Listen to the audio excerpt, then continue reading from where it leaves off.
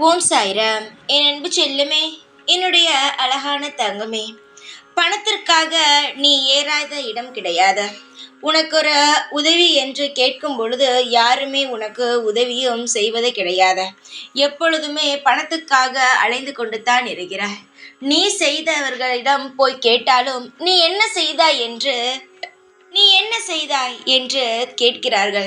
வாங்கும் பொழுது உன்னிடம் உன் முகம் தெரிந்தது, ஆனால் இப்பொழுது உன் முகம் மறந்து விட்டது.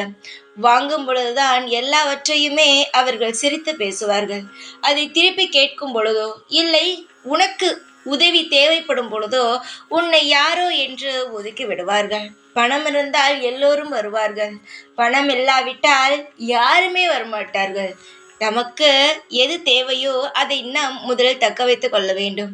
அடுத்தவர்கள் பாவம், நம் உறவுகள் பாவம், நம் குடும்பத்தில் உள்ளவர்கள் பாவம், இப்படியே பாவம் பார்த்து பார்த்து பல விஷயத்தை இழந்தது மட்டும்தான் மிச்சமே தவிர உன்னிடம் இப்பொழுது கையில் ஒரு ரூபாய் கூட கிடையாது. அப்படி இருக்கும் பொழுதும் ஏதாவது எப்பேர் பாடுபட்டாவது எனக்கு நீ செய்ய வேண்டிய கடமைகளை திருப்திகரமாகத்தான் செய்கிறாய். அதுவும் உனக்கு கோபம்.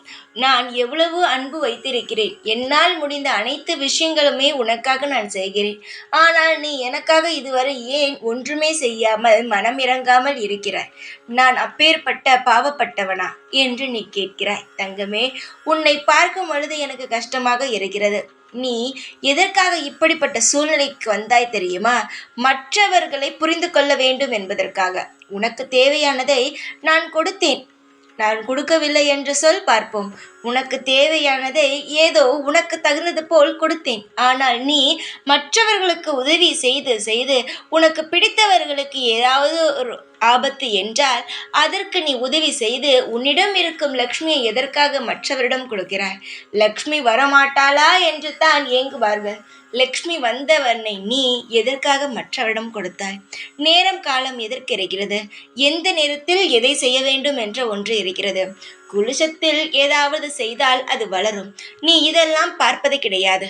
ராவு காலம், யமகண்டங்கள், குலுசங்கள், இப்படிப்பட்ட விஷயத்தை நீ பார்ப்பது இல்லை.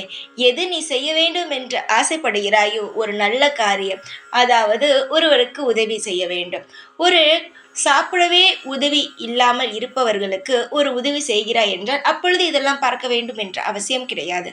ஆனால் ஏதோ ஒரு விஷயம் செய்கிறாய் என்றால் அதற்கு இப்படிப்பட்ட விஷயங்கள் எல்லாம் நீ பார்க்கத்தான் வேண்டும். புரிகிறதா? அதற்குத்தான் நல்ல நேரங்கள் என்று ஒன்று இருக்கிறது. நானே சொல்வேனே, நல்ல நேரத்தில் நான் உனக்கான அனைத்தையுமே செய்வேன் என்று. நான் எல்லாவற்றையும் பார்த்து பார்த்துதான் செய்கிறேன். ஆனால் நீதான் எல்லா விஷயத்திலும் அவசரப்பட்டு ஏதோ ஒரு தவறுகளை செய்து விடுகிறாய். திரும்பவும் என்னிடம் வந்து மன்னித்து விடுங்கள், எனக்கு எல்லாவற்றையும் தாருங்கள், நான் திரும்பவும் நன்றாக பார்த்து கொள்கிறேன் என்று சொல்கிறாய். தங்கமே, போனது போகட்டும். இனி வருவதை திருப்திகரமாக ஏற்றுக்கொள். எதற்காக இப்படிப்பட்ட கஷ்டம் வந்தது என்பதை புரிந்து கொண்டாய். யார் யார் எப்படி நீ இவ்வளவு செய்தாலும் உன்னை எந்த இடத்தில் வைத்திருக்கிறார்கள்? உனக்கு ஒரு ஆபத்து என்று வந்தால் உன்னை எவ்வளவு தூரம் தள்ளி வைத்து வேடிக்கை பார்த்து கைத்தட்டி சிரிக்கிறார்கள் என்று பார்த்தாய்.